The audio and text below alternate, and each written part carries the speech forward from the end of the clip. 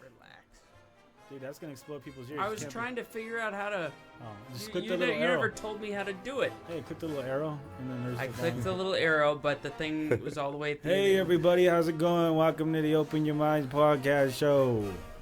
We got B-Rat in the house today. What's up, man? How you been? Doing well. Awesome, man. Do you like movies or Yeah, I watch a lot of movies. you got a lot of time on your hands these days? I do. We got Mike co-hosting the spot. What up, what up? How we doing today, people? What's going on? Pretty good. What's the topic? For reals. We got Matt in the house, the new co-host Casper, aka Casper. What's going on, Casper? Hey, not much. Gonna be a fun show. Governor Mike Huckabee, how was your summer? It was dope. Like your pretty gelled head. Oh, thank you. I'm getting it permed. Hey, all you freaks are bozos, but who's this Mindy? Oh, an old friend, actually. She's great. Okay, you have to be joking. She pooped on the treadmill. Ooh, oh yeah, that's her. Governor Christie, when you were younger, what was your favorite childhood snack? I just wanted regular potatoes. But guess what? So did other people. I wanted it the most, so I'm like... You just I froze wanted a the baby. most. I wanted the You most. just froze a I did baby. not. Genital warts. Say- You touched a genital wart. You can't touch Wait, it. hey, guys, hey. All right, You're enough. a wart toucher. Stop saying that. Mr. Trump. Well, I have a pigeon. Lucas Don Velour. I always take it shopping because I want to and because it's got health. Whatever, look, it's a thing the tuna melt does to me. Senator Cruz. You shouldn't say the S word. What? Well, we could just go out and collect a dead swan, and then I will drink a sorority's goldfish. Moving on, let's hear from Dr. Carson. Now, this piece, I think it goes like that. And this one. No, this piece goes over here. It's part of the tree. Carson! What you working on? A puzzle. Oh, I don't know how to do this, actually. We can move on. You're not missing any playtime. America. Governor Bush, What? how would you get a dead mouse on a crescent roll with some steak? With some steak, I would fork it. However, if a pit bull is loose in your house, then you'll find me stiff on the bed because I'll always throw up. You'll have 13 seconds to make a closing statement This is in the Killer Vibes. form of a short song. And Governor Christie, you're first. It's too fucking funny. Well, think about the time we bought you an ice cream and a cookie. Rented that Lambo so we could go buy milk when we played hooky. And that was our ride, we rode it around. Yeah, mama, it was good. Till we hit that boy in the pink golf shirt with the pepper spray tan and he laid down on the concrete. Senator Ted Cruz. Rabies and bunnies, let me think about it for a second over here. First thing I need are 2 sticks and an ivy, and then I can just dance in my little paper hat you bought me. That's weird. Senator Marco Rubio. The father was a bald tiger, and he took the bad guy walking in the sunshine. The big intestine's about to drip. Me, I just like to pound the shrimp. I own a parrot that doesn't drink. Governor Kasich, how about you? If Britain invaded us, you'd get a fancy mouth and you'd drink on the job every day. Oh no, we could give them cheese, or we could give them Christmas pants. Mr. Trump, closing statement song. I to Johnny's Pogo, kid, I Pogo greater.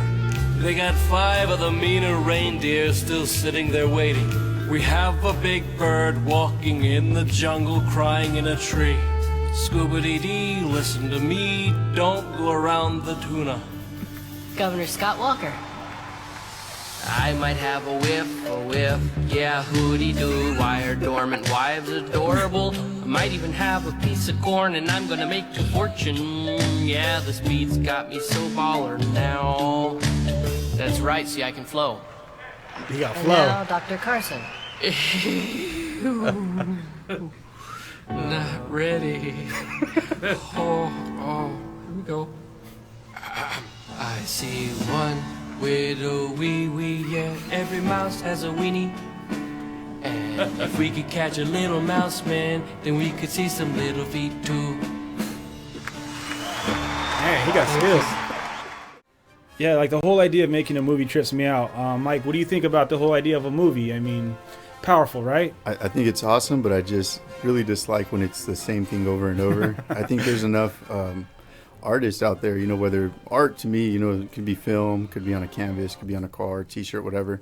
But I really feel that like it's just regurgitated throughout society. Like, how many times are you going to do these superhero movies, like I don't know. I mean, it's cool if you're into that. I'm not saying it's not, but I mean, when you're oversaturated and it's forced upon you, it's kind of lame, Already with the haterade on Mike. No, just there's not enough options out there for me. Yeah, I I'm mean, with you even, on that. Even on Netflix, I'm one of it's the like, biggest complainers. Already seen this. I'm one of the biggest complainers when it comes to movies. No, you? Because I hear movies and I'm like, I've already heard that joke, or I see movies and I'm like, that dude's not that funny. I'm not gonna say any names. Seth Rogen. Whoa. But I definitely. Adam Sandler, good God, he makes a movie like every month. But I'm definitely a big fan of movies. I love movies. I have quite a selection at my home. Off the top of the head, I can tell you one of my favorite movies I just watched was The Truman Show with Jim Carrey. Oh, I love that. Oh, yeah. Just the idea of a dude who's like got cameras all over him and he doesn't even know it. Sounds kind of like today's times. Which, I mean, what do you guys think? That's pretty much B-Rad, what they were what about telling you, us. man? What's some of your favorite movies? Some of my favorite movies, I like Fight Club. I haven't seen that That one. one's awesome. Sounds gory. Got Count of Monte Cristo. Haven't heard about that one. What is that one about? That That one's one's about good. revenge. That one's really good. Revenge, you say? Yep. I'm all about revenge. What else? Last night I watched Lucky Number 7. That was pretty good. Who's in that? I've heard of it, but I haven't seen it. That was Lucy Liu's in it. Oh, okay. You've got Bruce Willis, Josh, the dude from 30 Days of Night. What's that one about? That sounds like a casino thing. Or, 30 Days of Night? No, the Seven Heaven. Lucky? Or what do you say? Oh, Lucky Number 7? Yeah. Also about revenge. Isn't that with Jim Ah. Carrey? No. Okay. I'm way off. I'm a big Jim Carrey fan. I mean, I like that guy since I was little. And now that I'm older, I kind of disconnected from everything. But the latest movie that I saw was, Mike's going to love this, NWA. I knew you would cave. No, I watched it just for this purpose because of Was films. it a bootleg? No, I'm just kidding. It was online. Yeah, I watched it for free. I'm not going to pay for it. I thought I it hear was you. actually pretty exciting. It was actually entertaining. I thought they kind of embellished the story. They made these guys out to heroes. When anything that had to do with law and order, it was like they were the evil ones. And I kind of felt like it was a little embellished. But overall, it was entertaining. That's what a movie's job is to do. If it doesn't entertain you, it's a Yeah. shitty movie. I mean, a bad movie. Correct. Casper, some of your favorite movies. I'd have to go back to the oldies but goodies. Casper the Friendly Ghost. Well, I go back to Jurassic Park, Oh, and yeah. the Love it. original, and Ghostbusters, Back to the Future. They back when they actually used practical effects and it wasn't all digital. I still respect those films that try and use digital and practical effects in the same Yeah, creature. Ghostbusters. I bought that DVD at Walmart in that $5 area in the bucket. You dig your hands in, and like a bunch of other hands are in there, so they're all slimy and stuff. Ugh. And yeah, I bought that movie and I watched it, and I thought the effects were amazing. The ghosts, they look so real. And I remember as a kid, I loved that movie, and I kind of watch it now and I go like, these jokes aren't that funny, but Wow. it's a good movie for its time and how effects were back then and how much of a leap we've taken now. And I go into an IMAX theater, I'm like, this sounds amazing. Like, I feel like I'm really there. I went to see Jurassic Park in there. Jurassic World or Jurassic Park? Jurassic World, I believe, the latest one. Yeah. Yeah. And then I had the 3D glasses on, and man, I felt like I was there. I thought dinosaurs were going to come and get me. which brings me to my future predicament, which I like to make in every show. And like, I feel like in the future we're going to have movie theaters with things popping out, but we could also smell things. We could also feel things, like theaters shaking if there's an earthquake, rain. If it's a rainy thing, I'm sure people are not going to want to get wet. But what's up? It's crazy that you mentioned that because they literally have that at theme parks. At Universal Studios with the Shrek 4D.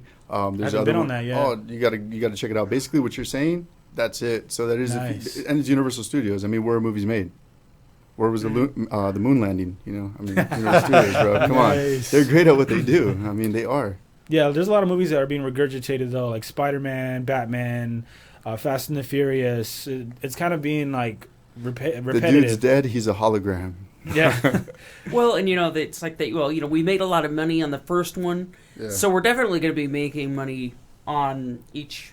But additional doesn't one. it become a gimmick, like, to a certain point? Like, Oh, yeah. we're just kind of like on every Taco Bell thing, it's Fast and Furious on your French fry. It's just like, man, like, really? Well, and all for they've got a ride now at Universal, and it just But it's as long as somebody's paying for Exactly, it. And the right? fact is, they're Yeah. making money. Exactly. So I mean, even if it's gimmick, I mean, it's like any labeled brand that people invest in and continue to pay for, even though it's becomes more and more like garbage. Correct. Kind of like just- music. Yeah. Yeah. I mean, entertainment is a movie because now you see all these. How many times do actors become singers or vice versa? Jennifer Lopez. All the time. Now you have video games where they're using the voices of actors and actresses. It's evolving to and a whole new, performances. a whole new level. What amazes me is how even me myself, I'm having green screens behind us on this video, and we can put in a background that looks like a movie, and we can star in our own movie. The technology is moving so quick. It's so amazing that anyone can do it, and they come up with some good material, which is why I hate Seth Rogen, because I feel like there's so much good people out there that are so much funnier. And I see guys like Seinfeld, and I know people love these guys, so I look like a real jerk, but I'm saying I'm a big fan of Jim Carrey. I'm a big fan of like Martin Lawrence, like people that are wacky and they pull it off. Like they really sell it too, is the things that I like to watch. And I know everyone has their own preference and their own taste, but that's just what I like. And when I see some material that's not solid or doesn't make me laugh like out loud, like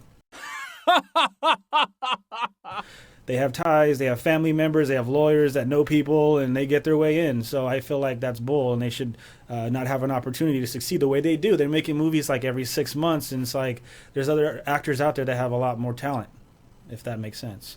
Definitely. So, but the FCC, do we have any clips that we can pull up on, the ratings and all that about movies? Let me bring that up for you. I got it.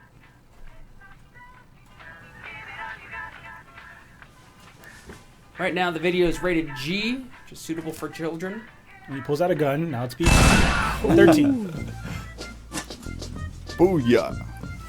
So we're PG-13 now after he Just so you know, there is some profanity in this video. Ass. One F word. Jackass. Asshole. Son of a bitch. Son of a bitch. Fuck. 2 F words is R. How'd you know that? I knew. 2. Yeah. So he said 9 profanities, which leveled up to rated R from it PG-13. was the second. F. Yeah. Wow. So after 1 murder and 9 profanities, including 2 F-bombs.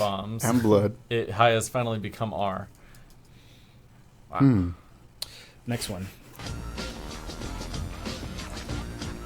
The NPAA rating system is stupid. I think I understand now. So I've got a question, another one, based on the violence thing. Bring it. I was in the military. Yes, sir. So I like military movies. Military movies are really awesome. Now, I have a thing because I think military movies should be as realistic as possible. So when a military movie is rated anything less than PG than R, anything less than R, Sugar coated. it is completely fake, and it gives people this feeling that they shouldn't have. They should be disgusted. They should be angry at the things that are going on, but it should be R, and it should show everything. If you saw American Sniper, I thought that was very, very good dramatization because they show that the guy shoot the kid. Didn't and get to stuff. see that, but I do know that they glorify the idea of him being a hero, Sure. sniping people. And don't know how accurate that movie is. I wasn't there. I like to always point that out, that I'm not there at the scene. I wasn't on the Titanic when that movie came out, so I couldn't tell you exactly what went down, but I'd find it very difficult to believe that people were playing violins when the ship was sinking. I just don't understand that, but it's possible, right? Anything's possible. It's possible. But, we got a call from Marcus. Marcus, what's going on, man? You're on the Open Your Minds podcast with B-Rad, Casper, and Mike G. Welcome. How you guys doing? We're all right, man. How about you? Sound sleepy. Yeah. Got to go to bed for work in a few hours. So that's fine. Hey Marcus, do you what do you think about the films industry and Hollywood and making a movie? Do you think a lot of the perception is there's an agenda behind it? Well, I mean, movies are propaganda, right? I would imagine. Sure. To a certain extent, yes. What are some of your favorite movies? You know, I was born in '78, so I was like on the middle of the '70s and '80s movies. Bill Cosby? You know, I grew up with a lot of the favorites. You know, like the Goonies and the Gremlins and Terminator. Oh yeah. Oh yeah. The Gremlins. That was right. Off the hook. Terminator was cool too, till he became governor. Any movies that you really hate? I mean, I'm a big hater when it comes to movies. I'm like, you better make me laugh. You better make me happy. I paid $13 to be in here. Another 20 for Well, snacks. I mean, now that I'm older, I kind of look at movies, like you said, as an agenda. Most movies have some type of political references or, you know, some kind of way to push the public in some type of, you know, as far as pushing what the agenda should be in the minds of the public. You know what I mean? Yes, sir. That's another question I wanted to bring up. Mike has mentioned it several times that we have movies out like 9/11 to show us that 9/11 happened exactly the way that the government told us it happened. And the SEAL, was it SEAL 6 or something? SEAL SEAL Team 6. Yeah. Those guys went after Osama bin Laden. They made a movie out of that, right? I haven't seen that movie either. I don't know if you guys seen it. Mike? No, I haven't seen it yet. Was it on Netflix or something? No idea. It might not have came out at all. I'm just making up stuff as we go along. No, it's true. It's out there. You know, what I said was that it's so crazy how, like, and I'm not saying, you know, maybe it did happen maybe in that context, but it's not going to be the same.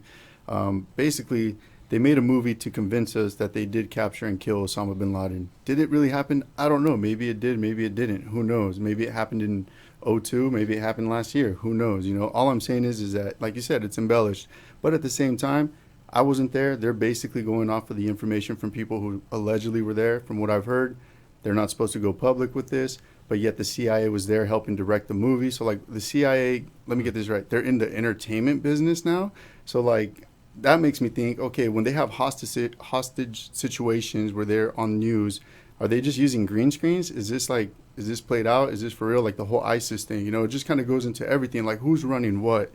And it just really makes you think about, you know, what is entertainment and what is real. Yeah, I was thinking about that, the whole Osama bin Laden thing, and I always bring this up, like Saddam Hussein, we caught him, we hung him.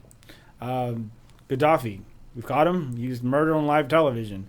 Osama bin Laden, not a shred of eaten evidence. by the fishes. Right. They literally did a mob move on him. They put concrete shoes and everything, bro. It's sick. It's sick. Dumped You got to into watch some- that movie. It comes out next week or something. I don't know. They said they threw him off the side of the aircraft carrier and threw his body in the ocean. So they wouldn't offend Muslims. So they wouldn't offend them because the Quran, you know, doesn't like that, which I think is forbidden to drop somebody in the sea in the Quran. You can't do that. You got to give them a proper burial, I believe. Anyway, yeah, so any other movies that tick you off, Marcus, that you want to throw out there while we got you on the line? This dude's got a great, I don't even want to get into it, but he's got a great website that he runs, and I think a lot of people should tune into it. We'll plug it in later if it's cool with Marcus. I don't know how he feels about it right now, but any other movies you want to discuss, brother? Well, I mean, like I said, one of my favorites is The Terminator because that kind of shows an ongoing agenda of militarization. And then look at the newer movies now, like RoboCop and G.I. Joe. Look at like even the Hunger Games and Elysium with Matt Damon. Like that's kind of how the elite want things to run. You know, they want some utopia while we ride on the earth that's already been destroyed. You know what I mean? Well, I heard they just found water on Mars, but is that movie made to give us a heads up or heads up warning about what is soon to come in the near future? We see a lot of technology from Star Trek. 20 years later, most of that technology we have in our own homes. Well, I think they want you to get used to automation. You know, look what they're doing with fast food. They're kind of, you know, destroying, you know, jobs and putting in automated services. You know, even car manufacturing, all of that will be replaced. Even the military, they want to replace the military, automated drones, Skynet. self-aware. You know what I mean? They've already been using the drones quite actively. What's Skynet, Brad? It's Terminator. Oh, Really? I'm a little backed up here. That's why I brought him in here. So when you look at the movies like Minority Report, where they drop the spiders at your doorstep, and the spiders have to come in and ID you, and when you got robots checking your ID, and you know what I mean, stuff like that. I think they're kind of prepping you for what they already, don't. I already think they got bunkers just full of robots that they want to just release on the public, but what they have to gradually get us to accept these things, because if you bring them out right away, the public will be in shock and they'll reject it. So you have to do things incrementally, just like the Constitution's been scrubbed incrementally. You have to do things small steps over time. So they just give us little glimpses in our favorite movies, and you know what I mean, to kind of get our brains wrapped around, nuclear holocaust. And they're getting us to fund it. That's the crazy part. Yeah. We willingly pay. It's the most awesomest scheme ever, you got to give them props, right? They're good at what they do. Well, I'm definitely funding. I hope I get that Steve Rogers shot to turn into Captain America, And where's my superpowers? That's called a flu shot. With mercury. Transhumanism is like the big thing now, I didn't really know about transhumanism until I watched an Alex Jones episode. I'm not, I used to like Alex Jones, but after a while, he kind of gets, annoying. He kind of gets on the nerve, But remember, when everyone's super, nobody is. Ooh. That was deep, man. That's Syndrome from Incredible. That's incredible right there. But we're living in a time now where 30, 40, 50 years back, it's unheard of to be walking around with a cell phone, right? And we're looking at technology. I mean, I heard already that the Tesla battery and all this in cars, that's already been made. I watched a documentary, and they had that back in the day, way back in the day, before we even had any clue, and they wiped that out. So my question, I guess, that I'm asking is like, they're preparing us in a sense, but are we going to accept it as a population? I'm asking anyone in the room that. Do you think we will just... drones, I haven't seen a drone in the sky yet. I've seen maybe videos, but I haven't seen them in the sky yet. They're soon to be popping out of nowhere, right? And how are we going to embrace that? If not, shoot them down. What are we going to do? I've seen them. You could buy one at Radio Shack. You could buy one at Walmart. You could buy one at at a little house. kiosk. I've seen that too. There was a Fry's. kid that altered one, put a handgun, was able to put a trigger on the actual remote, so he could actually make the gun shoot while it's up in the sky. That is crazy. That's a new JFK assassination. How do you solve that one? It just brings it to wow, where's that? Is your privacy? Where are the limits? It seems like now there is no privacy. Just put Ebola in a box, and attach it to a drone. Put a GoPro, Fly it over somewhere real popular, drop it down.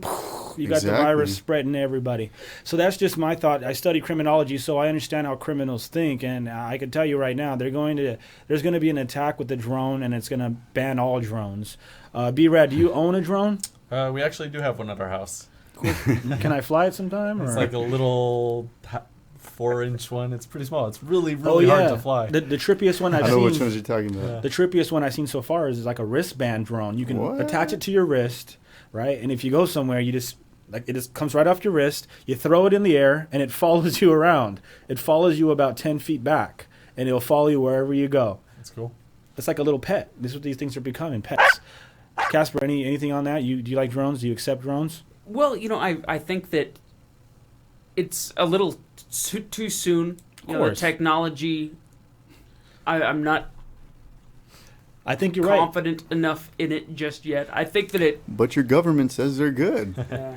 Come on, dude. Are you serious? Well, controlling and, we've had RC planes and things in the sky before, and nobody's batted an eyelash, but somebody puts a drone up there, and, there's a lot of circuitry going on up there. But it's helping the cartels get their drugs across the border now. It's awesome, dude. The United States, 80-90% of the consumers in the world are getting their drugs easier now, So, there's its benefits. You got to look at it from every angle. Like, who's making money off it? Why does it exist? Why is it so in front of you? Why are you becoming desensitized to something? Touchpads, tablets. I've been talking about this. I truly believe they're just going to remove the books. They don't have to burn them. They just remove them. They put all this technology in. They could rewrite history. That's what's crazy about it.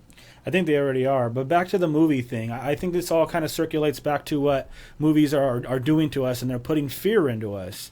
Even though we're desensitized, we still know what fear is, regardless of the fact of how tough we think we are and pump our chests out and beat our chests like Donkey Kong. We are not as tough as we think we are. Movies that we've witnessed from today to back in the day, you had movies like Dracula, the silent film, okay? I learned this in college. People were terrified of this movie. People did not understand that this was a real monster. It was a fake monster, but it looked so real. And could I say one fact real quick before I forget and a brain fart? When they had the actual movie theater, when people went to go pay, it was a train coming towards people. People got so scared they thought a train was really coming that they booked it and got out of the way. Yeah, because they didn't comprehend. They didn't understand. They knew it was coming right at them, and they were afraid. Exactly. So I mean, that was entertaining. I mean, that you got your money's worth right there, right? But nowadays it's just kind of like, okay, let's go around the room. How many people seen the movie It, and were you afraid of it? B-Rad? I actually still have never seen it. Wow. I got the DVD in my car. I'll let you borrow it. Casper, have you seen it? I can't say I have. You know who it is? Any idea? No. Mike? Yeah, I do. Yeah. Pennywise. Yeah, definitely. Marcus, what about you? Yeah, I've seen it. You sound so pumped up. If you have a phobia of clowns, it's definitely.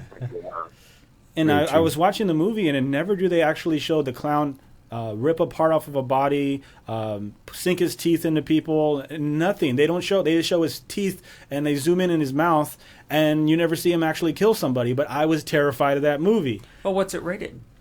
It's got to be rated R because it was R back in the day. Yeah. Well, I just had to throw that out there because my sister was terrified of that movie, and I wish I could have been there beforehand so I could have let her know this is acting. People are acting right now. There's no real clown.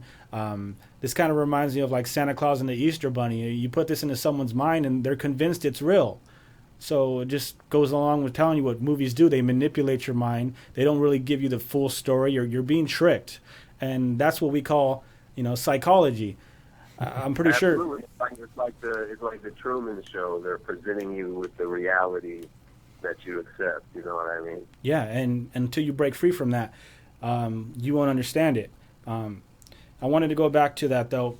Anybody want to jump in and say something before I get into this? Because I keep talking. I just want to say some of my favorite movies since I was skipped. My bad. I forgot to tell you. Huh? It's all good. No, I just want to say some that I think are pretty good. Requiem for a Dream, Trainspotting, Goodfellas, Schindler's List, Shawshank Redemption. I think that's an awesome movie. Definitely. American Me. I like that movie too. There's a lot of movies that I like. I like a lot of Steven Seagal. I grew up a lot of Jean-Claude Van Damme. Tango and Cash. Sylvester Stallone. A lot of action movies. Yeah. Clockwork Orange. Yeah, I mean I like those because I was a young kid. I was growing up with G.I. Joes and things like that. But as you get older, you start seeing the weapons and where we're at now. Like we're really living it, and it's just. It's kind of wild. My professor, I always repeat this. He always told me, if you want to know the future, watch sci-fi movies because they're telling you what it's going to be like. And it's pretty true. It's like that movie, was it 1984? Yeah, where he kind of goes to like what's happening now. But that's a book. It's a book, right? Yeah. George Orwell. But then again, one thing I wanted to bring up about the movies, because, earlier B-Rad had stated that he read the book, Hunger Games, but then he watched the movie. How accurate was it? Just following the story-wise, it was pretty accurate, but with all the details, it was very, very inaccurate. I've actually decided to stop reading the book before I watch the movie because the movie always makes me mad. So I'm going to watch the movie and then read the book, and I'll enjoy the book more. So this happens across the board in every genre? Almost every single time, yeah. The only thing that's actually surprised me when it comes to media and books, because I actually read a lot of books, is Game of Thrones. Game of Thrones does not completely follow the books, but it has its own surprises because the author of Game of Thrones actually helps direct. Oh, okay. So I get surprised by things, and it's actually a really, really good feeling. So I'm guessing you follow it. Are there any other shows that some of you guys might follow if we go around the room? Like what you watch? Like I love The Simpsons. You stole mine. I was going to say that. I was going to ask you real quick, though. Sorry to throw the topic back to B-Rad here, but... Sure. How do you read books, man? I get bored of books. I like movies. I like looking at things. Marcus on the phone right here told me, man, if you're bored, pick up a book. And I'm like, dude, here's the thing about reading a book, man. When I'm reading it, I start to like disconnect because I'm going, who wrote this and how can I verify that? Yeah. The only things that I can verify are instructions to building something. I'm like, if I can build it after these instructions, I'll believe the person that wrote that. Unless it's missing a part. Exactly. So how do you get tuned into IKEA. books? Reading books. I Just don't. real quick, how do you do it? I just sit down and read, man. And then I like. The whole thing. No, I'll read like yesterday. I think I read 100 pages of a book. Oh.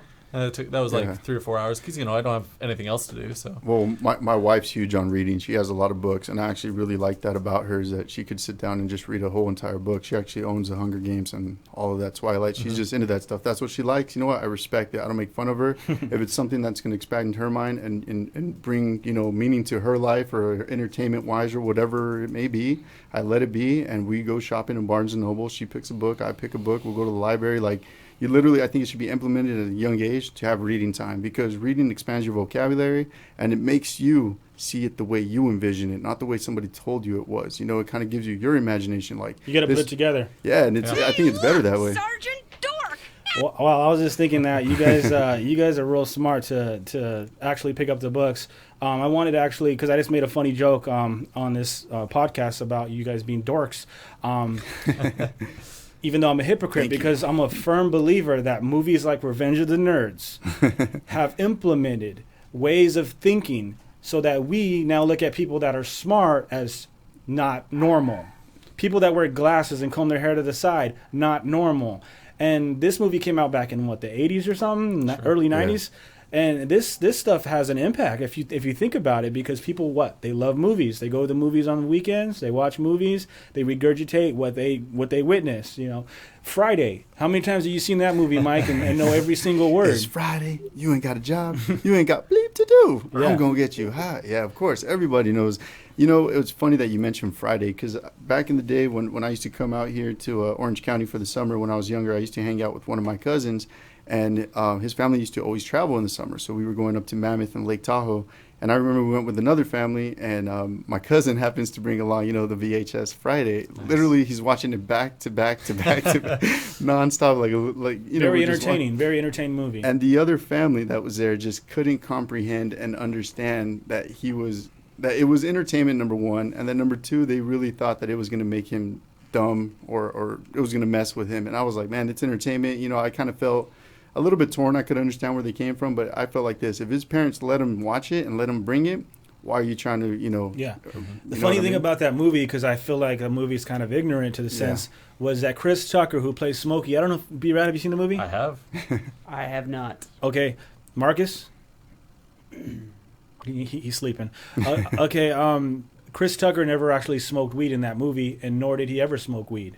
And he said after he made that movie, he felt like shit because kids were coming up to him, "Hey, Smokey," and he's like, "I'm not Smokey. That's a character. That's somebody in the movie. That's not who I am." Because in the movie, he smokes tons of weed, and he gets his friend Ice Cube to smoke weed with him, and he didn't want to smoke weed, but he's like, "Come on, man, you just lost your job. You don't got nothing to do. Just do it." Kind of peer pressuring the guy.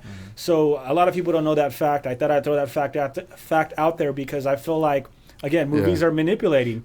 And I'm sure Mike has a rebuttal to this. But it is comedy. It is comedy. It's comedy. It's not to be taken like serious life. But like Dave Chappelle said, he made the movie half-baked. He wrote the movie, and he had no idea it was going to be a movie for kids. But that movie, a weed movie for kids, and that movie drew a lot of attention because it was funny, and kids love to laugh, and everyone loves to laugh. So I get the idea of humor. I just think that kids should not be exposed to that early because of the fact that every choice you make has a consequence. Well, how old was somebody? We'll go around the room when you watched a rated R movie, or when you saw something you probably weren't supposed to watch. You know what I mean? Like, how young were you? I was pretty young. I mean, I recall being like very young, where my parents were like, "Okay, you guys go play in the room. We're gonna watch a movie and whatever." And sometimes when we could, we'd try to see in the door, and you know what I mean. And we were young, dude. We were like very young, and so we were exposed to a lot of stuff. My uncle back in the day had a black cable box, and you can get all the channels and. I mean, there's a lot of movies out there. HBO used to be a lot different. Showtime was different. So, I mean, I don't know. How old were you guys, would you say, when you saw, murders, guns, a boob, things like that in a movie? I definitely know the first time I watched a movie I was specifically not supposed to watch, and it was Batman, by the way. Wow. Why is that? But I think my parents thought it would have affected us violent? negatively. Yeah, you know. How old you were see you at the that? dude with the buzzer who burns to a crisp. I think I was maybe 8 years old. And what's funny about that is my sister watched it with me, Mm-hmm. and after my parents got home, she told on us, and me and my brother actually got grounded for a year off of TV. Is that the original one with Michael Keaton? The original with Michael Keaton and Oh, Jack Penguin? Nicklaus. Jack Nicklaus Oh, no, for my his bad. Joker. Yeah. Okay, I'm thinking about part 2, which was one of my favorites, Jim Carrey. You know Yeah, what I'm saying? that Batman. Like, why is it that they keep redoing it? Like, that's another thing they do is like they redid Batman and redid Joker. I was like, man, you're gonna take a classic, which I thought personally was a classic, Sure. and you're gonna piss on it. Like, that's how I felt. I was like, and you know what? Don't get me wrong, they're great actors and everything, but I don't know. I guess I just feel a certain way about stuff. You know, nostalgic. I guess Subliminal messages. Casper, You- they don't exist. pull up that video real quick. You know, before we watch this, I was talking earlier about Fight Club. Have you seen Fight I Club? have with Kevin Bacon, Fight Club. or is it? No, Kid- it's, or who was the other guy? Brad. The guy that plays the Nazi in American History X, is it him? No, Edward Norton. Edward Norton? Yes, he's in it. Edward Norton. Okay, I was getting them And mixed Brad up. Pitt. I was getting them mixed up with Kevin Bacon. So that movie actually goes specifically into subliminal messages, Yeah. and they actually at the end of the credits they'll flash a subliminal message at you, and it's really funny. What So if was- you haven't seen it, What was a subliminal message? at the very end it was dick, because the whole time they're talking about dicks. Wieners. We say wieners on this show. Wieners. Sorry about that, but it was really funny. Why would they show a man's... Subliminal message. Because when they're talking about subliminal messages, they say, "Oh, if we flash a wiener in front of this audience, like really, really quickly, nobody will understand, but everyone will remember it." it sticks with you. It sticks with you.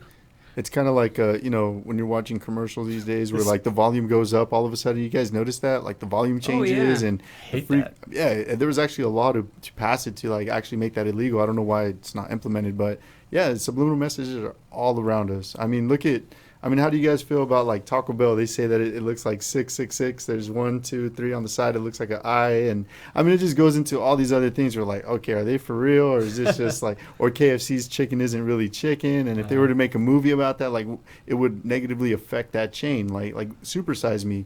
I mean, that was a documentary where this guy ate McDonald's every day and kind of showed people, like, this is what you go through. You feel like crap. If you eat this, make wise decisions. You know what I mean? So how do you feel about documentaries compared to, like, a film?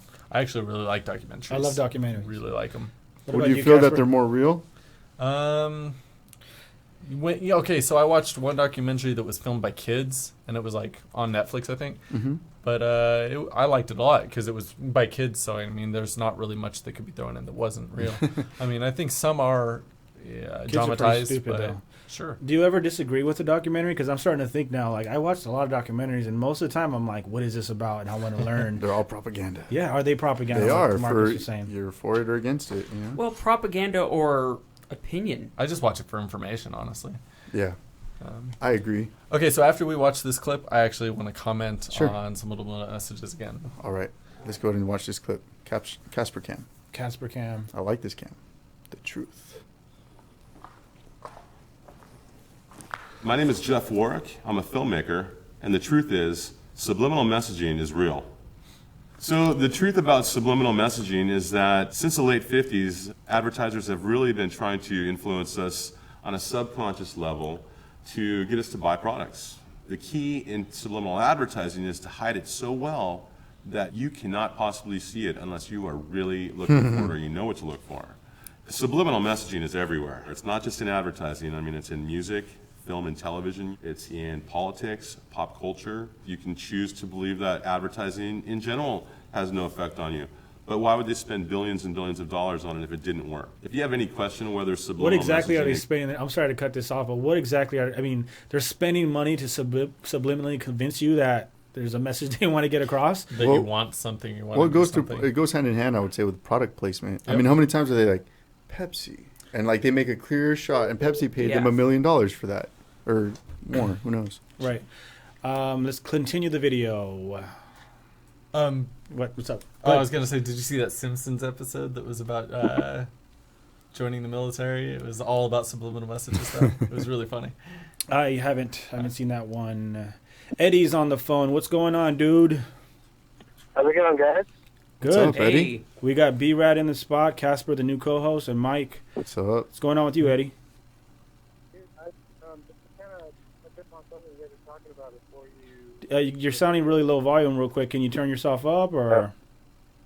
How does this sound? Is better? Perfect. Just touching on something you guys were talking about right before you went into the video. Something like a huge problem I have. I'm hoping you guys can kind of like expand on this as well too. Like especially with Netflix, is there's a lot of documentaries on Netflix, and they're presented as documentaries. I just feel like there's a lot of you're going to sit down and you're going to watch a lot of facts. Like they're going to present you, you're going to learn a lot. Yeah, and especially like the description, because I mean, you know, you'll pull it up, you'll read the description, and they make it sound totally legit, but and then you watch it and you waste like 2 hours, and it's all just all it does is like raises more questions, and like the people that they bring forth as experts, you know, you kind of like Google them and you look into them and you realize, okay, well, this guy is a laughingstock of the scientific community. Like this guy went to community college.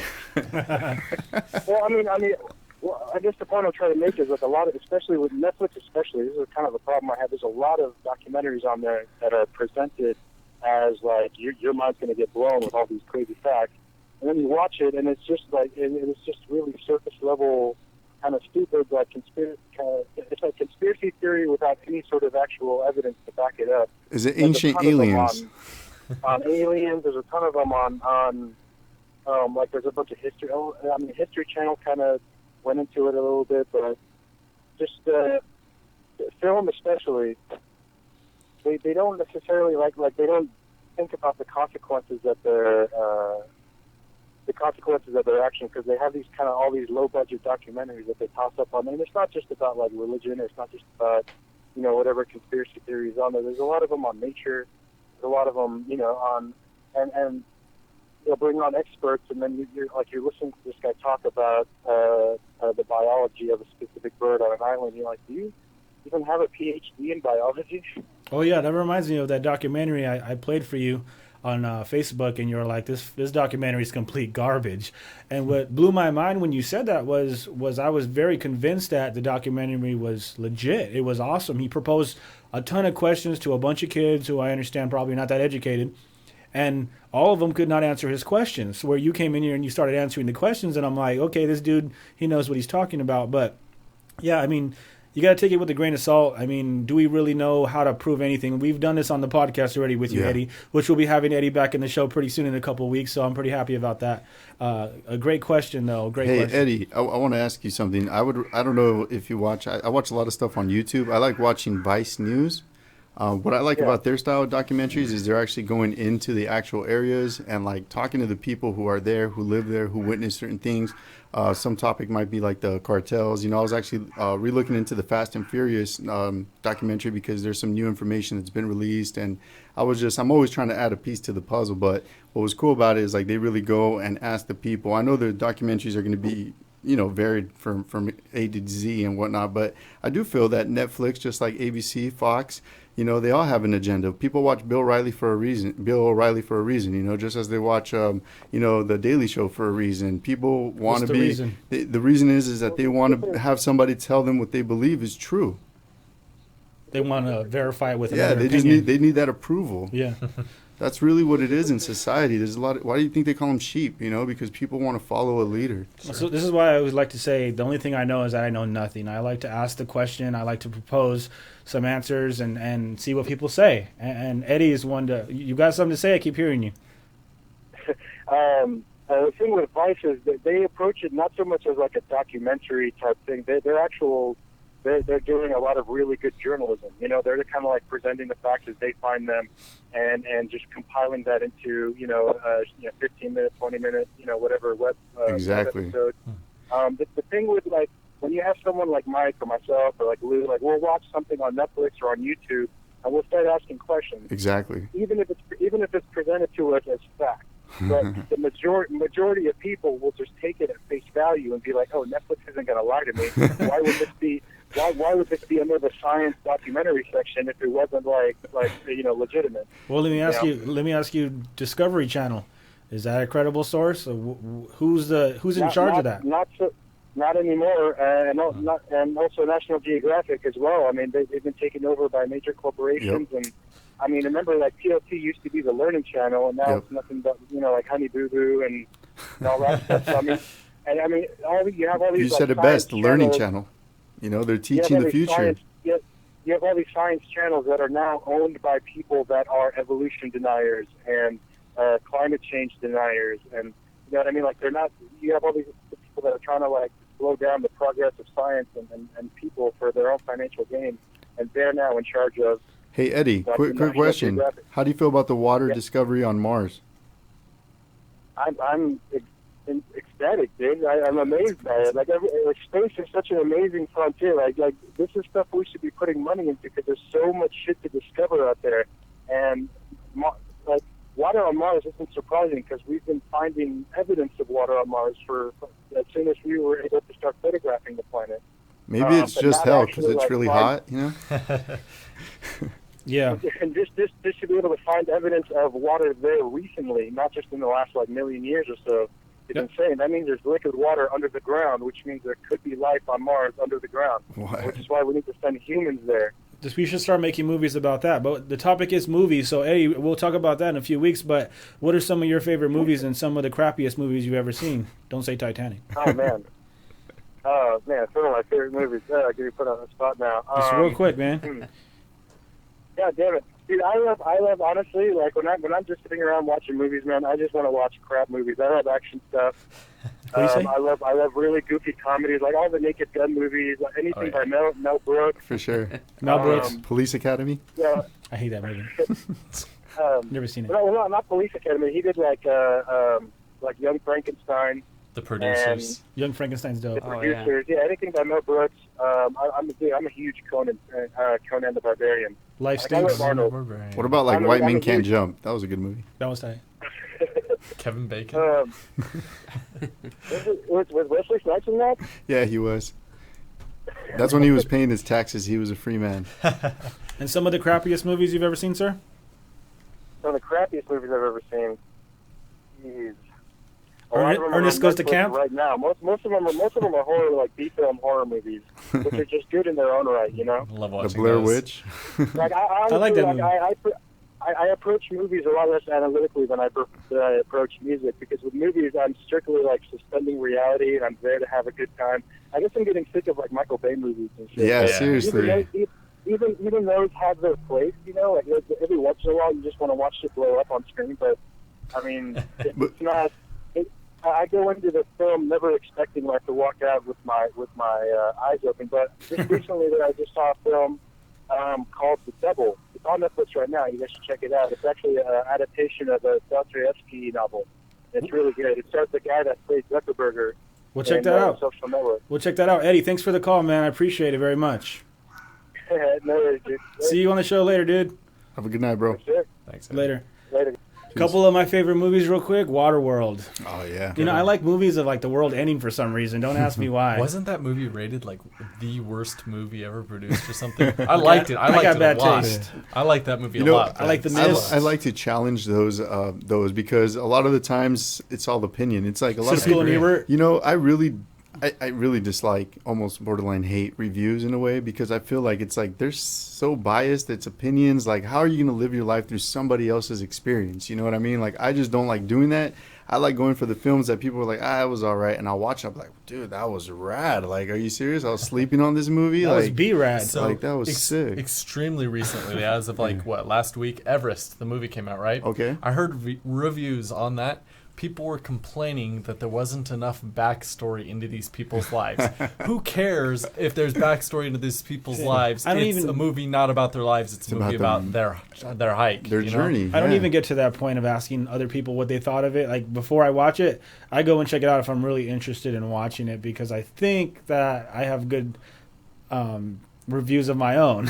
Well, like everybody. How ridiculous are these critics on, I mean, Siskel and Ebert, I guess you could take it however you want, but I'm talking about like they're genuine, they critique films. I know one of them passed away, but as far as like the news, like the nightly news, where they're trying to critique something, it's like, come on. I'm sure they're showing movies for product placement that's in that movie. You think they're not paid to say a good review or a bad review. Well, or you can something go like that. anywhere like on YouTube and see a video Rotten of two Tomatoes puppies playing with each other, and there'll be a comment like, "Those dogs are stupid." It's like everybody's gonna be saying some stupid Yes. shit now and again. Somebody always has something mean to say. Yeah. Earlier, I wanted to say something about the product placement. Mm-hmm. I learned this in my marketing class, which was an awesome class, by the way. But How I Met Your Mother, they showed the show, and then they put it on Netflix. And then Netflix actually added product placement into the Netflix version of How I Met Your Mother. Dang. So, like, on the bookshelf, there's like a little box or a book or something that's labeled as a product. But they added it in later. I mean, that's kind of crazy that they can do that. Yeah, it is. And they're getting paid. You know, Yep. they're getting paid to do it. It's and that's one of my problems. Like me, honestly, as the older I get, I like watching stupid comedy movies. I just want to laugh. The last one I saw, I think it was a Michael Bay film. I think it was a Pain and Gain with The Rock and Matt Damon, supposedly based on a true story of these weightlifters that kidnap a guy and try to kill him. And it's just a funny, hilarious movie. It's kind of messed up though because it's based on a real thing, and I actually read what really happened. It's not even close, half of it, but it's entertaining. My wife hates it. My wife wants to watch drama, chick flick, Lifetime type thing. I'm like, not again. I was like, we just saw this all last Sunday. You know, it's like, let's watch something with humor in it. It's like I deal with enough negativity in my life that like I just want to laugh. That's why I just I'm want to the have a same good way. time. You know, right? There's so much negativity out there. Why add more to it? And chick flicks, so yeah, I'm over that. I got to thank my mom. She watched a lot of Arnold movies, so. You know, Terminator and stuff. Oh, for sure. Commando. Yeah. Hit another video there, Casper. All right. You got tons of them, man. I want to get into another topic. Okay.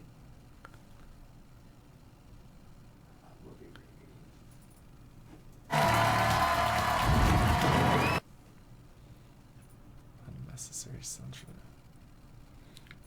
This week in unnecessary censorship. What the hell is this about? Just a funny one. Let's watch it. You are a surrogate for Donald Trump here. You do support him. He recently Carly Fiorina's face. The front page of the Philadelphia Daily News, and there's the headline, in the butt. Football is back and America is up. Did Mr. Trump go too far? A little something in your to life? break the tension. We are learning more tonight about the Massachusetts State Police Sergeant who accidentally himself earlier today. Back at 9:14, and today is National Cream-Filled Day. You got me first show. You gotta off, Aaron. That's not cool. I'm my own. Have you guys When I seen fly the, here, I my own. the count from Sesame Street? Unnecessarily. Oh, that's funny. The third thing, Tyrod Taylor, that we don't know about you. I swallowed a before when I was little. Are you presently still being? This is sick. I've had a few maybe. Do these people ever you in vehicles? Yes. Unlike Mrs. Clinton, I know that is an activity. It is not an accomplishment. A talent or ability few people know you have. I'm a good Barney? What are we f***ing today? We're king faces. That's just wrong. Who made That's that video? comedy, dude. That is comedy. Who made that? Well, I feel like for the amount of money we are paying, and you know, just the other day, I think it was Transylvania 2 made the most money in September. Straight Outta Really? Compton made all kinds of money. I mean, the Sniper movie made all kinds of money. Frozen made who knows how much money. Continue to Still make making money, yeah. How do you guys feel like if you're the underdog? You know, if you want to get into film, what would be some advice that we would encourage them? What we're looking for as to be entertained? I mean, we've all obviously. I'd say do what you love. I'd say forget about the money. Create the movie as best as you can, the way that you want it to. Do not rush your art or your craft. There's a few movies that I really like, and I'm glad that like people don't rush movies and take their sweet time, because that's when you really get it out the way you want it to, instead of having to rush a crappy movie. I completely agree with that. You know, I like those movies where you really connect, and you know, this is the reality of the world. And what really sucks about it is that there's not enough light shed upon it. Like, I didn't watch the Sniper movie. I really didn't. Me personally, if I watch a movie, I would rather watch a bootleg or for free or stream it. I just feel that it's crazy that we keep giving money. I try to boycott as much as I can, whether it be Walmart, McDonald's, whatever it is. It's like we're willingly giving these people money to keep feeding us a lot of things. But when it's a certain movie that I feel that I truly believe in, like Goodfellas, I'm going to buy it, you know? But I'm just saying, like, you know, you kind of support those film directors and you know you're supporting the crew, the actors that you really kind of vibe with. I guess I don't know. Well, one reason why I wouldn't watch the Sniper movie is because I feel like that dude was lying about what he said in his book, and you know he kind of took pride in sniping people from I think a Didn't building. Jesse Ventura sue him? Yeah, and he won because you know it was a false character that he was making up in his book, saying that he slugged Jesse Ventura. And is your air conditioner on, man? It's getting hot in here. Go work on it. It's getting hot in here. But what were you gonna say, B-Rad? And is that wait, I want to finish what I was saying. Oh, okay. So the American Sniper dude like took pride, and he's like, yeah, I sniped people during the war. The war. No. When he came back home, there was that water that came and took over like Louisiana. Remember? Oh, the Hurricane Katrina, where he was Yeah. claiming to have I wasn't shoot even and here killed for that. looters. He said he was shooting people like Yeah. looters and stuff, and I'm like, dude, you're not a cop. Like, how are you gonna just shoot people? Cops aren't even supposed to do that. Wow. Yeah, well, who knows? You know Unless what I they're mean? like raping somebody, I would imagine. It all goes down Which to they were. allegations. You know, unfortunately, the guy's dead now. You know, he actually got killed by some guy that had PTSD when they were going at a shooting range Yep. to shoot guns. So it's kind of ironic in a way the way he went out. I'm not saying he's right. I'm not saying he's wrong. I just really choose to watch movies that I feel like I want to watch. I'll probably watch it eventually, but there's some movies that I could watch over and over and over and over and over at any scene, any part of the movie, and I can just sit there and watch it. And I just have those. I'm sure we all do have The some of those Smurfs? movies. Jurassic Park. Smurfs. I never watched it. I did watch Alvin and the Chipmunks though, with the little digital. You know what set the precedent for that was Roger Rabbit. You guys ever watch Roger Rabbit? Love that movie. Well, wasn't that Pee Wee Andrew? Herman? Who? Pee Wee Herman? Pee Wee Herman. Pee Wee Herman rocked. That's cool. You got the show on your little iPad right there. Nice. Are people commenting, or they're like, the show sucks? Well, my mom hearted us. Oh, nice. Oh, yes. Thank that's you. for Thank you. Thanks, Mom. Stop it. Yeah, I like Pee Wee Herman. I like the movie Life with Martin Lawrence and Eddie Murphy. Oh, that's a good movie. Where I they like become that one. slaves Yeah. because they were wrongly convicted. Yeah, I like comedies and stuff like that continue to make me laugh, and I could watch those movies forever. I have them all saved on a hard drive. So, if you guys need any movies? Child's or- Play. You guys were saying something about Child's Play. How do you guys feel about that? Chucky. Well, you're bringing back memories now, man. I'm about to start I screaming. remember my wife had never seen it. You know, she's about to be 29, and she had never seen it. I was like, "Are you serious? You've never seen Chucky?" She got lucky. I was like, "This thing is crazy." I was like, "All these new movies like don't amount to Chucky," and she's like, "Yeah, whatever. It's from the '80s." I'm like, "Oh, you're doubting the '80s?" I was like, "Really?" I was like, "Okay." So we end up watching it. And she couldn't even watch the whole movie. She's like, "Yeah, turn it off." But it was pretty bad. I mean, I used to have a Teddy Ruxpin, you know, those ones that Yep. could talk. And, you know, when the batteries get all low, it sounds all freaky and demonic. And I was like, oh, man, this is kept going in the closet. Is that a My Buddy or whatever? Oh, it was comparable, but this one was like a bear. I had a My I Buddy. remember it. My mom bought me a My Buddy or whatever it's When called. Chucky was That turns into a Chucky doll. It doesn't turn into it, but obviously in the movie it does.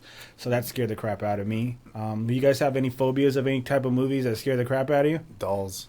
Porcelain dolls. Oh, yeah. Coming to life. Honestly, the only movie that ever... You were sheltered as a kid, so Yeah, you I got was. lucky too, man. The only one that actually scared me was a documentary, and it was World War II Hiroshima bombing. I was scared. Dude, that's scary I as was shit. crying, man. Nah, The Terminator, they show that Terminator 2, I would have nightmares That because that was one when of the she's scariest. banging against the Yeah. fence and She's the like, nukes go off and they all "No." get. That actually gave me nightmares, also. Yeah, that's And then true. the whole city like just gets Yep. shredded into little dust because of how powerful that bomb was. And Yep. that's a reality. That's the biggest thing that I mean, I'm very hard to scare today. I was just at Not Scary Farm like 4 days ago, and I jumped maybe 2 or 3 times out of the whole day. My sister was jumping every 5 minutes because Yeah. you know these monsters see her. This is a little kid. Let's go get her. You know, and they start chasing her. But I'm very hard to scare nowadays. Obviously, if someone put a gun in my face, I'd be scared. But I'm talking about Yeah. like somebody's making a movie trying to scare me or trying to put a mask on to scare me. I'm not going to be scared. You know, I watch these movies. I know it's fake. Where they've got these people like jumping out of you, kind of like Not Scary Farm.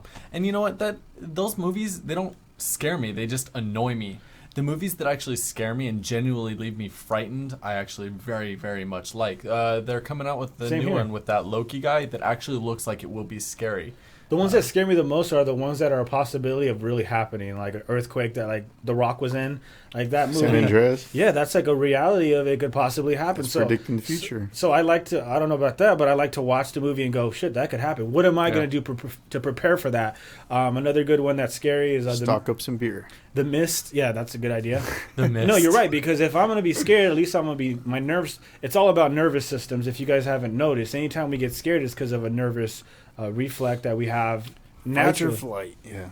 And The Mist is one of my favorite movies because of a reality of some sort of nuclear disaster, man-made, creating a teleportation from another world to enter ours. And these insects are gigantic, come in and swarm cities and just eat everybody up. That's like, it's not really going to happen, I don't think. I hope not. But the chances of it happening is like, damn, like that'd be a terrifying moment. So I look at movies like that and I go, man, like that's, whoever thought of that idea. Do you guys ever feel like a movie just straight up changed like your perception or the way you look at life? Just like it was just so deep. Like what's that one? It's a Jim Carrey one, Spotless, something in the mind or Eternal Sunshine. Eternal Sunshine, Spotless Mind. Yeah, that's a really good movie. That movie was crazy. That was rad, right? And I think we were talking about Gone Girl. Just Gone like Girl, the twist among twists. Like it was like a really in-depth, crazy Lifetime type movie. But something that I was trying to bring up too, like when I was younger, I just totally brain farted on it, what I was going to say. You guys seen Shutter Island? Yep, that one's fantastic. Oh, yeah. That's the greatest twist I've ever thought. I mean, from the beginning, I had to watch it again and go, is this dude really an insane man who's actually been given a second chance to try to convert back to sanity?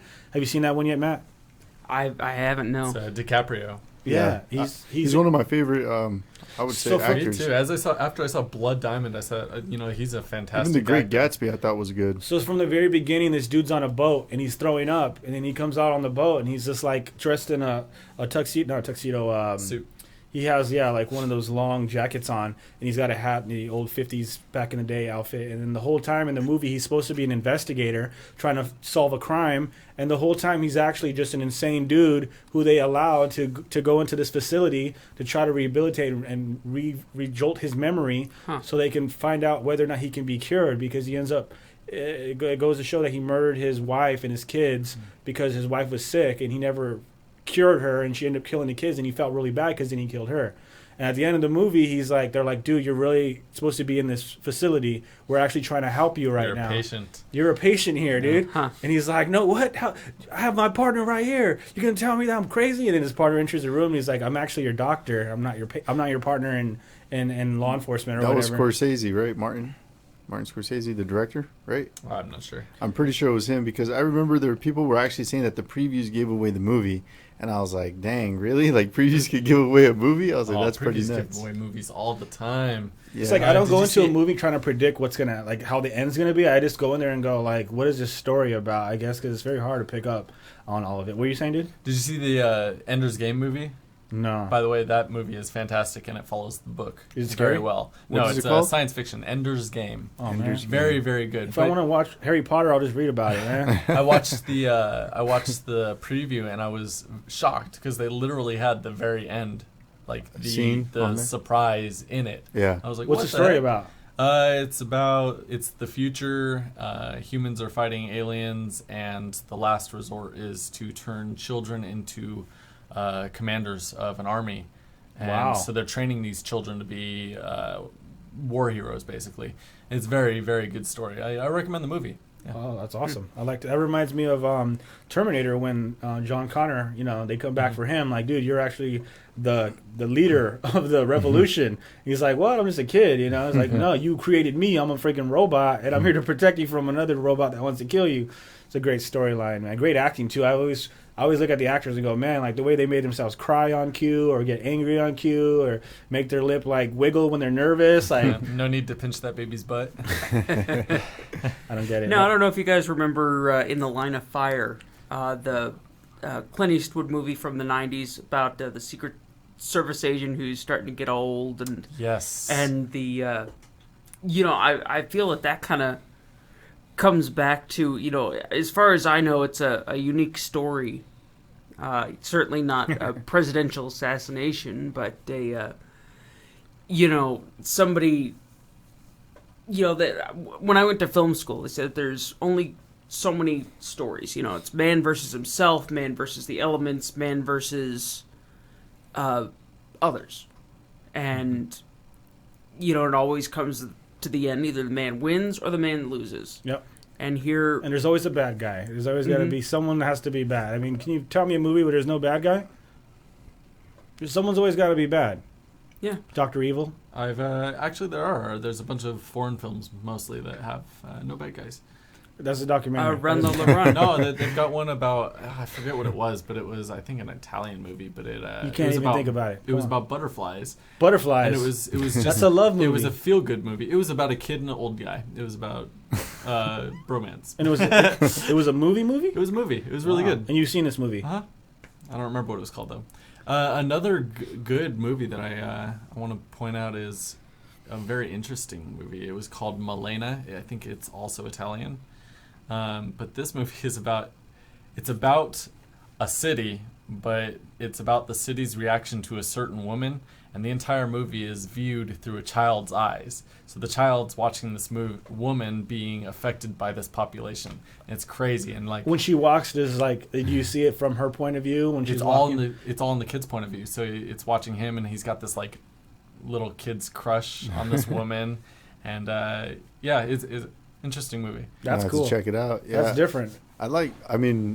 Film, I guess it goes into like these, shows. I really loved The Wonder Years. I thought it was really awesome, just the way it was produced, where you could hear him thinking. Because that's how I am. Like when we're all sitting here right here, I'm thinking in my brain. I could hear myself. I know you guys can't, but I thought that approach was really unique. Yeah. I like old school movies like Tombstone. Old good classic Western movies, or like the old it's the cops, in Al Capone time, where they're like, what was that one movie? Oh man, so many actors that were they're so old now, but when I was younger, I mean, they looked all really, really young then. And sometimes nowadays I feel like movies are like they're so dumb, like it started with the American Pie, I guess, when I was in high school. It was pretty retarded. They started doing part 2, part 3, part 4, part 5, and it just seems like they keep doing the same thing. If it's not a movie about singing, it's a movie about war, or it's a movie about slaves, or it's a movie about superheroes. Don't forget Rocky. Oh, Rocky, there you go. Boxing or some sort of sport, and it's just like, is that really all there is? Or like, why is it that way, do you guys think?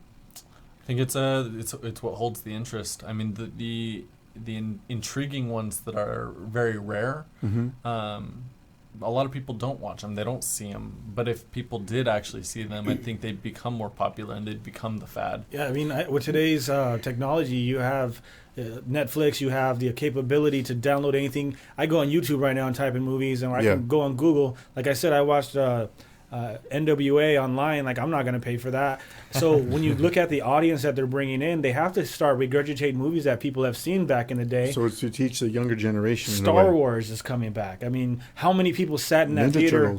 Ninja Turtles. How many people sat down and watched Star Wars in the theater? Because that's a 70s movie right there, I believe. 70s. Have you watched Star Wars? I have. You have? I haven't watched one single whole episode of Star Wars I have ever. a whole collection. I'll let you borrow it. Start with 4. Yeah. I only bought it because I watched Spaceballs. Does that count? Spaceballs. Yes. I mean, I thought that was rad. It was funny. Talking about parodies, man. Like, every movie that is like big out there, there's a parody for. Scary Movie and Scary Movie just discredits everything that's ever been made, because they really just stick it to them. And I liked them at first, but then when I got to like part 5, I was just like, this is it's stupid. still hilarious. It is. Maybe when you're drunk, Matt. Maybe. Yeah. Repo Man. You guys seen that movie? Oh yeah. Yeah, that's Jude Law, right? Yeah. I don't know. I'm just proposing the question. Sorry. I think that movie really stimulates my mind to a sense of the future, because I know people right now that are on dialysis, that need kidneys, that need parts. And when are we going to get to the point where, because he's on a waiting list, I can't afford it. I got to wait. How long you got to wait? 2 years. And the doctor says that's how long I got to live. This is not a joke. This is real. So when I see Repo Man, people go, okay, well, what does Repo Man mean? Isn't that the guy who tows your car? No, this is a movie about people that come back for your parts that they loaned you, parts that they allowed you to co-sign for, or it's like buying a car in a way. Exactly. Based on credit. And if you cannot make your payments on time, there's a Repo Man who comes out and he tases you. He tases you, he subdues you, and then he rips it out of your body.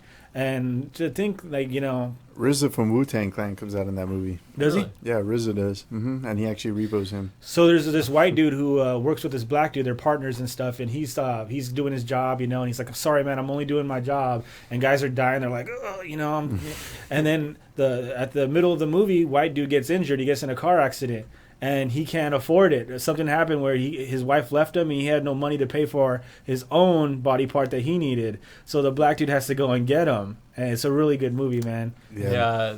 They have a musical that I think came out first. It's called Repo the Genetic Opera.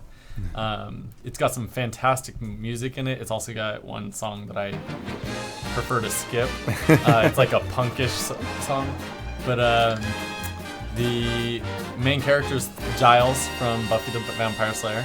Paris Hilton's actually one of the main characters. Wow. Yeah, she's actually got some really cool parts. You even see her face fall off in one of the parts. It's really funny. It's crazy. But that's a fantastic movie as well. Just really good music. They've got this one guy with a fantastic voice, and he's like a nobody. Yeah. But I was surprised that Giles got a good voice, and so does Paris Hilton. And this is a play. Crazy. It's a movie. It's it actually might even be on Netflix. To pull that up there, Casper. What about like Detroit Rock City? You guys ever watch that? Don't know it. Oh, you guys gotta watch it. Oh, your mom proposed a question there, Casper. What do you guys think of Johnny Depp in Black Mass?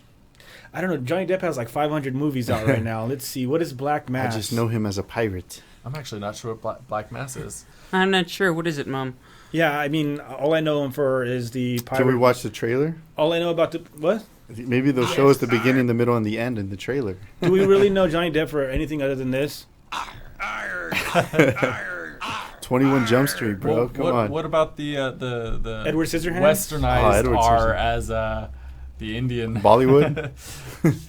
I heard that one movie bombed, though, when he played that Indian dude. That movie was terrible. Tonto? You know, they actually had in the preview, they had the Pirates of the Caribbean skull in the preview. Really? Yeah, I was like, what is that doing there? I thought it was a good movie. It was just extremely long. With Army Hammer. It sounds like SpongeBob. Who lives in a pineapple under the sea? What about Peter Pan with Robin Williams? I thought that was really Hook? cool.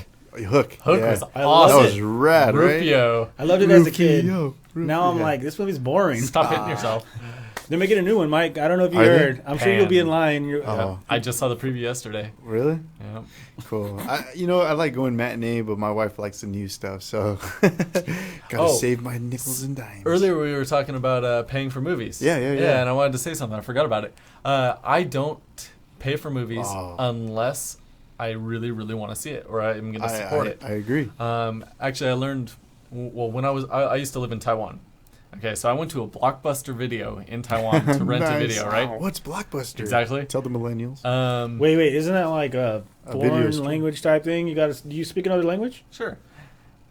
I speak some Chinese and I speak some Korean. You speak some Chinese? Yeah. Awesome. Hey, you know our breakfast? Can you say something in Chinese? I could. Da jia hao. What does that mean? It means hi, everybody. Oh, nice. Say it again. Da jia hao. Dodge it how? How could you say, like, open your mind? Open your mind. I forgot how to say mind, actually. That's anyway, how it is. But I went to this Blockbuster Video, right? Yeah. And I rented a movie. Nice. I think it was like VHS? $8. No, it was a DVD. Oh, okay. And then I took it home. I opened the thing. It was a burned DVD. Wow. They didn't even have That's too copies. gangster, dude. So in That's- Taiwan, they do not have anything like legitimate. That is rad. So I came back and I'm like, wow, if I'm paying for a fake movie, I might as well watch a fake movie for free, right? So How was the quality? Well, it was fine. It was good. Oh, okay. Yeah. That's all that matters. Because sometimes you get these bootlegs and you're just like, somebody's getting up and like, dude, really? Like, sit down. Yeah, or you hear people talking next to whoever's filming it. Getting up and leaving the theater. Yep. Was the quality good? Yeah, the quality's fine. It wasn't crappy then. Nah. Is the trailer working? Maybe. I don't know. My computer Matt? has crashed. Yeah, I've got the trailer right here. Let me Okay. pull it up for everybody. Yeah, let's do this. Check. Hold on. My computer just crashed. Check. All right, the audio's still going, so let's keep it running. Yeah, let's keep it sounds going. good. That sucks. Is it still recording? You know, like looks breakfast? like you got it. Just Hey, buddy. I need you to listen very carefully to what I'm saying because there are lessons again and again throughout your whole life. You gotta learn from these things, right? what? Whoa. Is he a super old guy? Yeah. What? It's the only role he's never played. When and where you do it. Sounds like Sinatra. This is sick. And who you do it to or with. About time. If nobody sees it, it didn't happen. Jimmy, He's completely bald. he's 6. You really think that's the best thing to be telling your kid? Yeah. I like it already. What's the buzz on The Martian with Matt Damon? I've actually heard it's very good. I have no interest in watching it though. Isn't he the dude that gets stranded out on Mars or something? I'm gonna science the crap out of this place. Yep. That's what Eddie wanted to do. He's like, I wanted to be the first dude. If they're going to send someone out to Mars, I know it's a one-way mission and I'm not coming back, but I'll do it. And I was like, damn, dude, you're stupid. That's deep, bro. It'd take him like 20 years to get there. He wants to be in the history books, man. I don't blame him. Yeah. But I don't know if I want to die flying out in outer space. It's a good legacy, though. Have a kid first. You know, that kid will feel like you abandoned him, but still. You can hear your voice. Hey, but that trailer looked pretty cool. I'm gonna go see if I can watch it for free later. What is it? What are we playing now? Is it out? This is The Martian. Is that The one out Martian. already with Johnny Depp? That was the trailer that he was just playing. I know, but is it out? Because you have to wait till it comes out. I mean, I've never seen a movie that hasn't came out yet already, unless it's leaked somehow. But quality is always crap. All right, I'll talk to you, B, right after the show. Don't know anything. That's a cool picture right there. It is pretty cool. I think that was a blood moon from Mars, the other night. Right. Mars There's no sunrise. fog covering it. I think you got to pause it because it's not going to play when it freezes up like that. I guarantee you that at some point, everything's gonna go south on you. Ready? And you're gonna say, this is it. This is how I end. Commander, Mark is dead. We have to go now. Yeah, that would be Now my you can either oh my accept god moment. that, or you can get to work. This will come as quite a shock to my Doesn't he crewmates. duct tape his helmet closed or something? And to NASA. He makes good movies. And to the Yeah, he entire does. world. But I'm still alive. Elysium. Born Identity. Yeah. Surprise. That's rad. Here's the rub. And they It's got going to some be Jimmy 4 Hendrix. years for another mission It'd be to cool reach if he me. said, how do you like them apples in this movie? And I'm going to have designed to last 31 days. So I got to make water and grow food on a planet where nothing grows. Well, he's already got But water. if I can't figure out a way to make contact with NASA, then none of this matters anyway. We've got an incoming message. Mein Gott. Mark Watney's still alive. In your face, Neil Armstrong. Or Lance Armstrong. This kind of reminds me of when Tom Hanks was stuck out on that island. And Oh, yeah. Mm-hmm. What was that called? Oh, the Castaway. Yeah. Wilson! The volleyball. Wilson, he was awesome. That was his only friend, man. Isn't that so crazy how like we could say a movie and we've all seen it or we all know or we know lines from it? Like it's so crazy how much it's infiltrated society and how much impact it has on us. And you know, as a younger kid, I used to be I just used to like watching like mobster or gangster type movies, you know, whether it be like Scarface or Al Capone or, you know, I love Al Pacino, you know, I love watching his stuff. Sure. I love Joe Pesci. I love all that stuff. It's really good stuff. The Godfather. You know, it's just, you know, it's good versus bad, I guess, you know, but there's always a lot of good ones. The one that I want to go see this Friday is Sicario, which is Hitman in Spanish. It's supposed to be coming out Friday. It's talking about Ciudad Juarez. Is that a Spanish movie or something? Well, it's about the cartels. Is it going to be in Spanish or is there? No, it's in English. It's Okay. Benicio del Toro. I forget. Why'd who you say else. in Spanish then? Is that what it's Because called? that's the name of it, Oh. Sicario. Yeah, it means hitman. But it's just crazy because it really goes hand in hand, you know, showing what's going on. And, you know, what some people don't understand is that when they go watch a movie like that, if it's based on a true story, like some people might see them and it's going to bring back flashbacks, kind of like the PTSD and that movie that you described earlier about the brothers. So sometimes is there any harm in making money and making the you know general public aware of certain stories? Like let's say O.J. Simpson. Let's say they made a movie about that. Like I think they did. Did they? At least they wrote a book. Wrote a book? Okay, well let's just say like infamous murders, what they always do. You know, where the how do you think they should be allowed to do that? What are the censorship? What are the regulations? What should be the requirements? How would you handle, you know, rating movies? How would you handle what's going to be seen by the masses? Do you just kind of go anarchy, or do you have to have rules? I think there should be some rules. I mean, it depends on what it is. Obviously, if there's going to be panic, then it shouldn't be. But I mean, information should still be shared. Maybe not through sources that everybody pays attention to, but like, you share the information in the newspaper. All the people who don't read the newspaper, or like the quote unquote less educated, they wouldn't be watching it, so it would cause less of a panic, and the more informed people would just kind of take it. They prepare for it. I think that would be a better idea, but that reminds me of like Titanic. They're like, don't spread word or there's going to start a panic. And that reminds me of like on the freeway when it says severe water drought, watch your yeah. I mean, have you guys ever heard of the conspiracies regarding the Titanic? I guess there was pretty much a twin to the Titanic. I forget the name of it. I heard that. But basically it was a huge insurance scam that I don't know if it's true or not, but it seems like back in the day it was easier to get us away with stuff like that. Sure. I mean, this day and age, who knows what they're doing. They say that, Jesus can come back as a hologram, and that's how they're going to convince the world. And, I start thinking about the holograms like Tupac, how they're, they did Eazy-E and who knows. So I think Whitney Houston's going on a world tour. Hologram. Oh, really?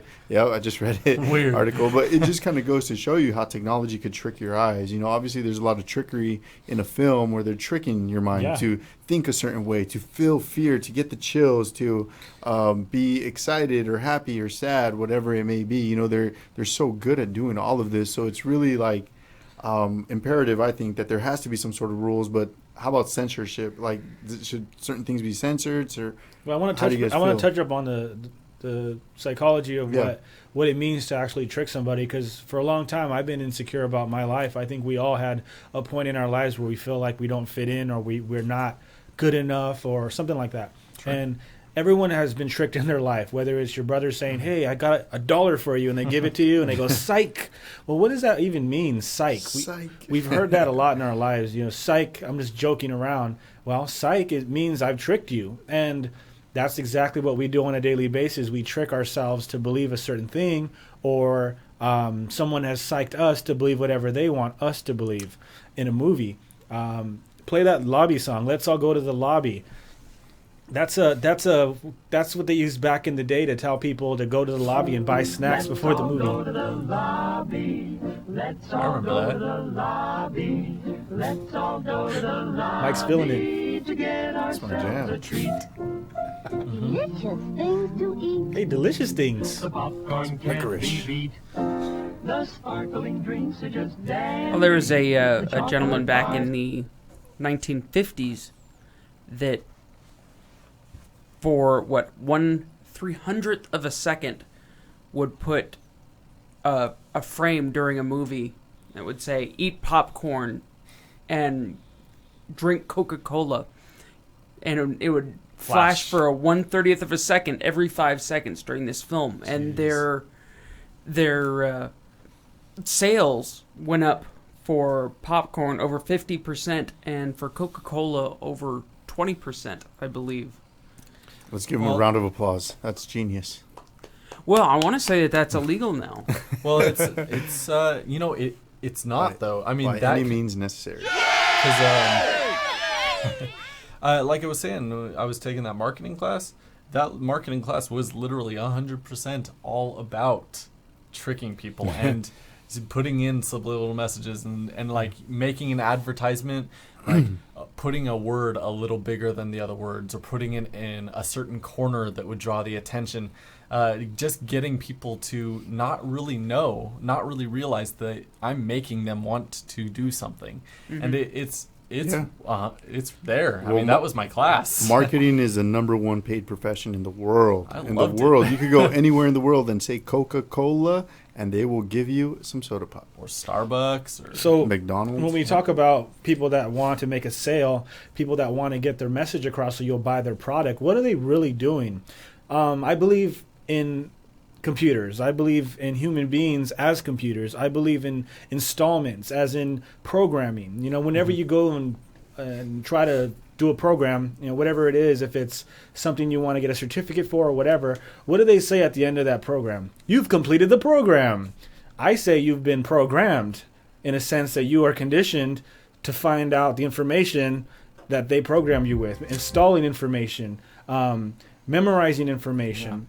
I think just it like was a computer that can upload information, so can we. Yep. So when you talk about people selling these things inside of a theater, I mean, what are they doing? They're programming information into your brain to go out and buy that product. Definitely. And if you don't recognize that information, and if you can't understand what you are, soaking information machine, you become a product of what they want. Yep. You become that sheep.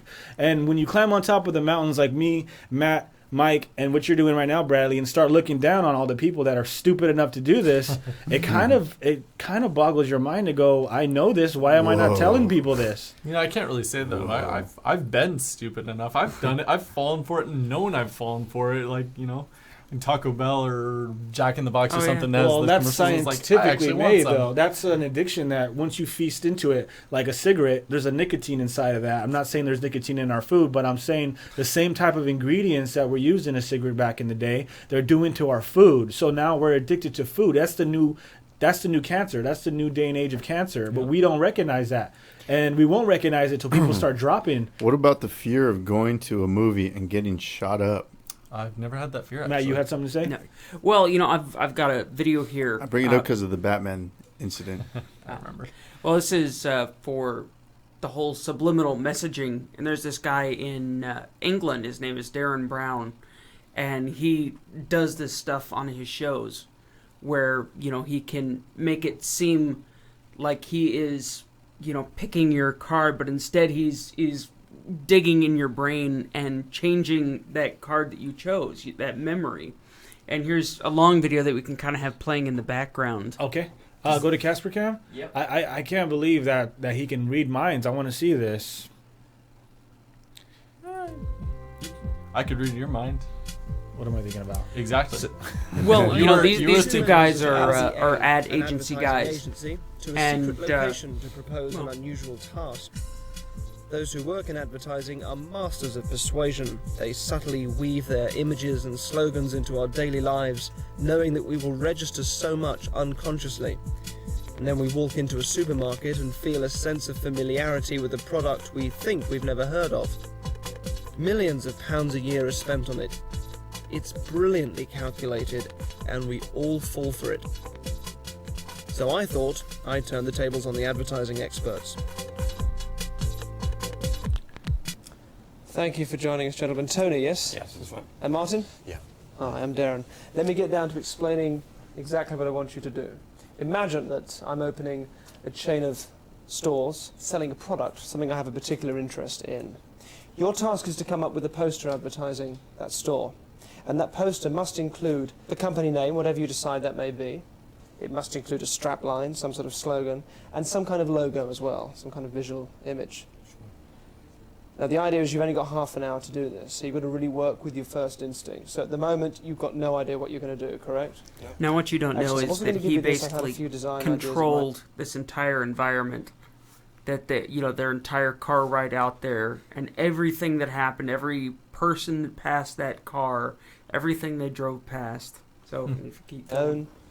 Want to leave this untouched. We'll come back to that later. All right? Are there any questions? What's the product? What's the product? Very good question. Passion of mine since I was a toddler. It's a chain of taxidermy stores. Let me pop the pussycat on the envelope so it remains untouched. You have half an hour, gentlemen. Good luck. Right, thanks. Right, let's go for it. Get stuffed as a start.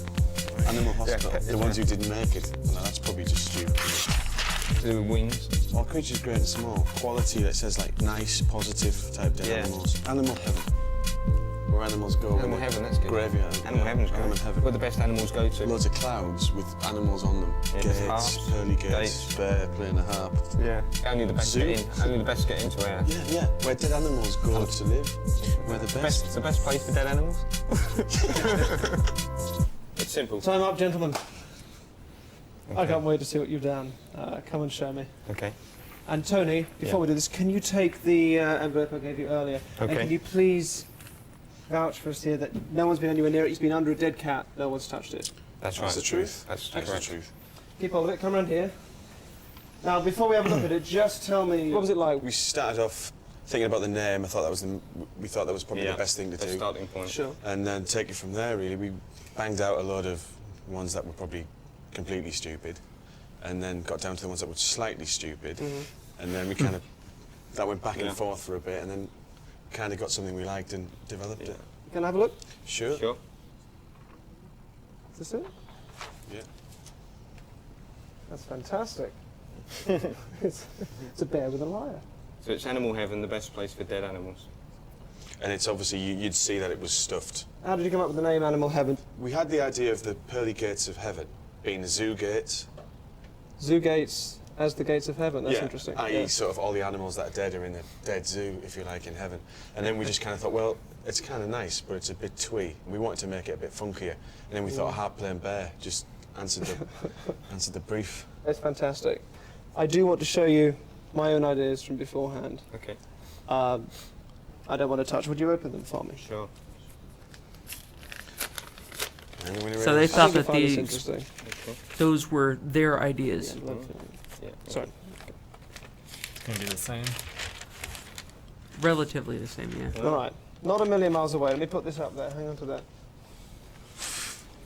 It's a harp-playing bear. Yeah. God. You've gone for these angel wings here. Were you thinking of angel wings or bird wings? Yeah, well, they were kind of a combination. You do them a lot better than me. That's his This was the same thing. I was thinking angel wings there.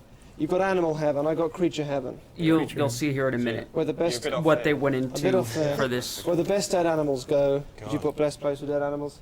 Very similar. I had the idea of a zoo gate on there. It was hard to leave out. We didn't overload it. It was hard to leave out, but which wasn't. They actually made a movie about this year. For real? Can I see your other? Will Smith. The other one you were Yeah, talking put it down. Yeah, it's just called before then. Is it very Focus. different? Well, it's just the Where? gates. Yeah. We'll talk about it gentlemen, after this. please. We're drawn quite similar. Look at that. This was the image I was thinking. I've done it there in the background because this to me was the more striking image. And interestingly, you abandoned this for this one. This was obviously. What's his point? I'm kind of missing it. You'll see at the end. So basically, he was able to predict what they were going to do. No, he was able to influence what they. Okay. Through subliminal messages or what? They'll show you basically how it's made at the end. If you want to just skip to. Yep. Oh, here I'll. Sorry, I have ADD. Yeah, I kind of lost. You'd be absolutely. I'm fine. sorry, you guys. But for now, it's blah, blah, blah. When I saw the bear and when we saw the rest Uh, of it. Probably like the last minute. There you go. To see how we did it, watch their taxi journey again. Whoa! What happened? There you go. Put a spell on you. So see, there's them going by the zoo. These kids have those zoo gates on their shirts. There's a poster on there with the slogan. It's the wings. It's the liar in the shop. Somebody holding a poster of. And the bear is actually Yeah. like he's playing a harp. He's formed that way. So you They actually made. Will Smith? Was that Will Smith taking that? Yeah, Will Smith actually was in a movie this year called Focus, which they actually do a whole. So basically, there's one point. I think he's a gambler, but there's one point where he's in a room with a guy and he's like making bets, losing bets, and he's like double or nothing, and then he finally says, okay. He's makes this huge bet and he's like, okay, pick any player, and I think they're at a baseball game or a football game. He's like, pick any player on the field, and she will guess the player, and so he picks his player and she guesses, and it's right. But the thing is, it was all set up. It was all set up because the entire day, his room number, everything was pointing at this baseball player. His room number was the same. People were wearing the number. They were chanting out the guy's name. There was a news article on him. And what's funny is he set all this up. The other guy wasn't even a player. It was just some fake guy that was planted.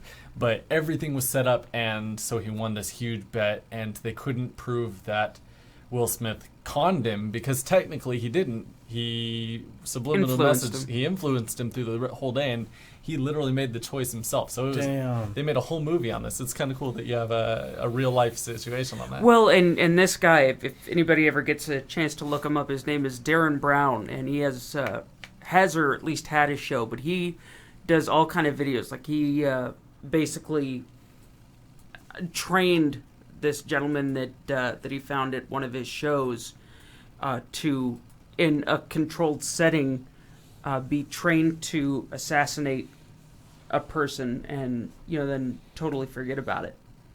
And I mean, that doesn't happen, bro. Yeah. Wait, this might be another show. Hey, but, MK Ultra. Manchurian candidate right there. Let's jump into that type. We got 12 minutes left, Yeah. so I think it'd be cool just to start throwing some weird stuff out there. What is MK Ultra? MK Ultra, government, military, CIA. About controlling your mind, careful, hypnosis. my dad is listening. Yeah, well, this is made public record. Well, listen up. It's not like it's a lie. It's like we did study this stuff. But it's psychology. It's like Pavlov when he'd ring a bell and the dogs would start salivating because they would correlate certain sounds with getting food. This goes down to basic human nature. You could teach people, you could train them. Look at kids. Look at how they follow